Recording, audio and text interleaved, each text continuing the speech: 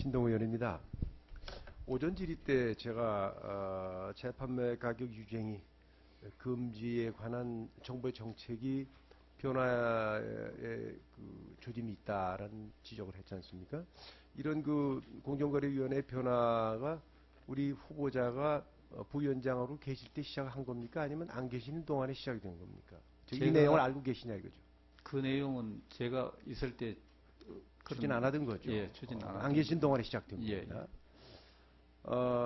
제가 오전에 공정위 최초의 심의 심결이 동양맥주 바로 이 행위였었다는 얘기죠. 일반적으로 이 담합해서 할인율을 억제하려고 하려는 이런 유혹에 빠지기 쉽지 않습니까? 예. 그렇게 되면 이 문제가 더 나니까. 또 그 이후로도 보면은 바로 이 금지에 위반된 사례를 보면은 생필품이 굉장히 많습니다. 그렇다면은 만약에 이제 이와 같이 일반적으로 허용하고 나중에 규제하려는 방법으로 간다면은 일단은 좀 이거 위반하고 보는 이런 현상이 만연하지 않겠는가 하는 우려가 옵니다. 그러면 바로 피해는 소비자로 간다는 얘기죠. 후보자는 어떻게 생각하십니까, 이 문제에 대해?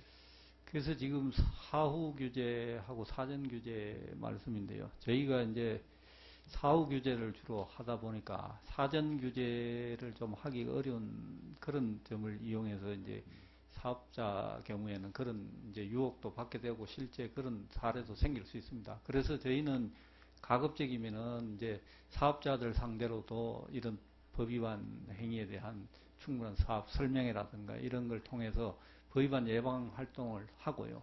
또 한편 소비자들에게는 저희가 정보 제공이라든가 기타 또 소비자가 소위 시장에서 주권을 행사할 수 있도록 그 많은 정보 제공뿐만 아니고 교육이라든가 지원 사업을 통해서 정말 똑똑한 소비자를 키우는 것이 그런 걸 예방하는 이제 차원이 되기 때문에 사전 규제에 가름하기는 어렵지만은 좀 그런 면에서 대체한다고 말씀드리겠습니다. 지금의 정책 변화에 대해서는 후보자도 지지를 하고 찬성한다는 얘기입니까? 예. 그러면은 자 지금 이 담합이라든가 이 재판매 가격 유지 행위로 인해서 피해자가 소비자한테 갈 경우에 이제 나중에 과징금을 과한다든지 해서 처벌을 하겠죠. 그런데 후보자께서 쓴 칼럼을 보면은 이 문제에 대해 지적을 잘 하셨습니다. 아무리 제재를 해도 이것이 피해자인 소비자에게 혜택이 돌아가지 않는다.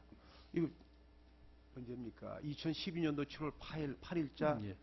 기억하시죠? 예. 이게 참 우려스럽단 말이죠. 예.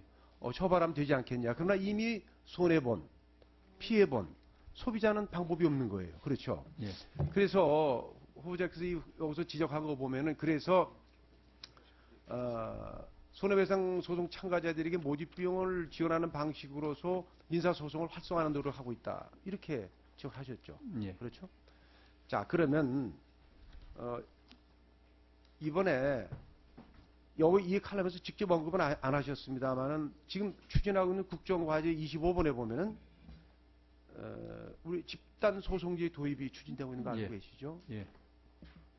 이제 과거와 달리 옵트아웃 방법으로 추진하겠다. 그 지금 이것이 법안이 계류 중인 거 알고 계십니까? 예. 알고 이 집단 소송제 도입에 대해서는 어떤 생각을 갖고 계세요?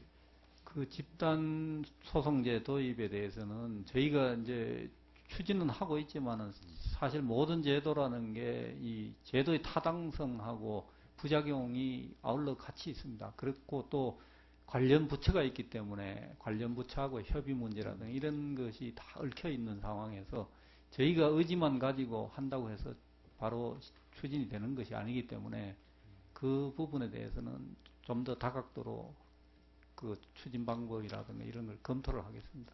지금 느낌이 공정거래위원회에서는 의지를 가지고 추진하려고 하지만 다른 부처에서 반대를 할 것이기 때문에 추진에 애로가 있을 수도 있다.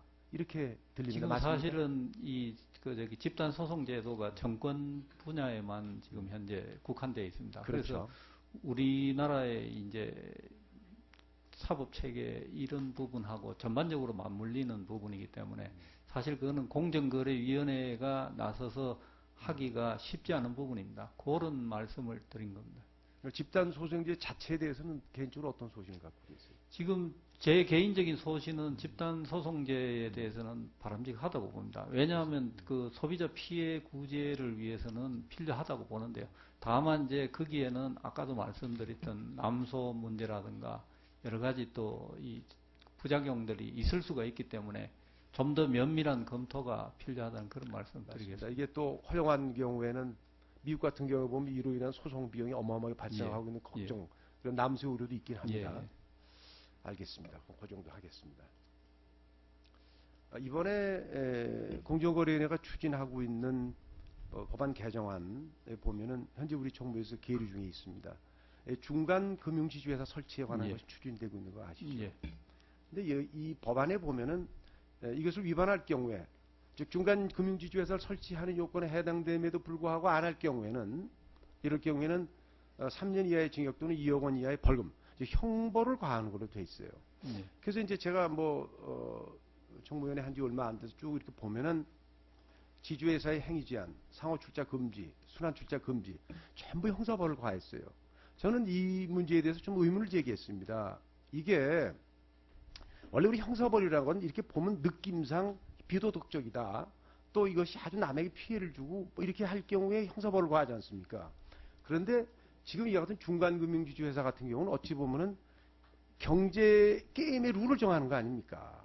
그래서 그것이 기업의 투자나 기업의 형태 이런 걸 지정하는 건데, 이거는 경제적 제재로서 이것을 막아야 옳지 않겠는가? 이것은 마치 이 형사벌을 과해야 되는 것이 옳은 것인가 하는 의문이 나서 질의를 하니까 다른 것들 다 이렇게 돼 있어요.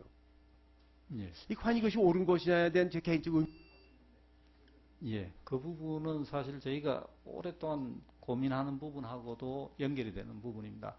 저희 그 법 체계가 보면은 일반 불공정 거래 행위 경미한 사항에 대해서도 형사 처벌이 가능한 조항으로 지금 다 되어 있습니다. 그래서 사실 저희 공정거래법상의 그런 부분을 검토를 하려면 원천적으로 이게 담합이라든가 시장 지배적 지위 남용이라든가 이런 이제 아주 죄질이 중하고 이런 부분만을 형사처벌할 거냐, 일반 불공정 거래 행위 이런 부분까지 거의 민사적인 성격이 강한 부분까지도 형사처벌의 잣대를 들이댈 거냐 하는, 그게 과거부터 굉장히 오래된 숙제였습니다. 숙제였는데 지금 이 공정거래법이 현재 처해 있는 거는 다 형사처벌을 하는 걸로 조항이 되어 있기 때문에 그거를 갑론을박해서 지금 이제 서로 이분법적으로 발견내는 것이 사실 굉장히 어려운 작업이었습니다. 그래서 지금까지도 그걸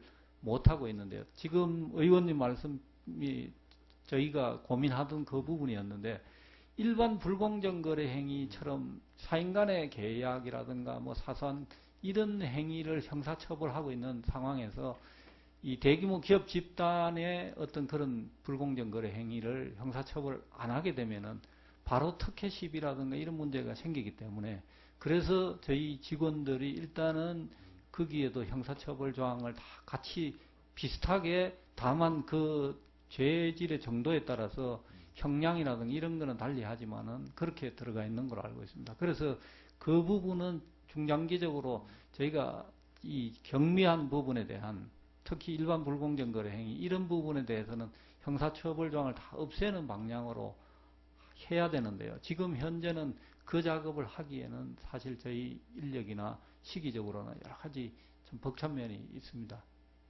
마무리 좀 하게 1분만. 올려놨습니다.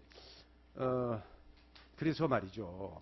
지금 우리 공정거래위원회 현실적인 한계를 얘기하신 겁니다. 그렇죠? 그래서 그런 답변을 합니다. 이미 다른 것이 다 도입이 됐기 때문에 이것만 도입 안 할 경우에 이게 형평이 안 맞습니다. 그런데 우리가 어떤 제재 수단을 만들 때는 그걸 억제적 효과를 보려고 그런 거 아닙니까? 그렇다면 순수하게 경제적 이유만으로 어떤 행위를 할 것을 억제하려면 사실은 큰 규모의 과징금이 더 효과를 볼 수도 있다는 그런 얘기죠. 한 사람 징역 보내서 효과가 있겠습니까? 오히려 대규모의 과징금을 때리는 것이 억제 효과는 클 수 있다는 얘기죠. 그래서 근본적으로 한번 이번에 이제 취임하시면은 이 장기 과제인 건 분명합니다. 그러나 지금대로 둔다면은 그냥 계속해서 이 시스템으로 가는 거죠. 이걸 한번 장기 과제를 구분하는 그 노력을 한번 해보시면 어떠냐는 얘기입니다. 예. 그래서 한번 개정 작업을 같이 했으면 좋겠습니다. 예, 예. 예. 알겠습니다. 이상입니다. 예, 수고하셨습니다. 다음은 새정치민주연합의 박병석 의원님 질의해 주십시오.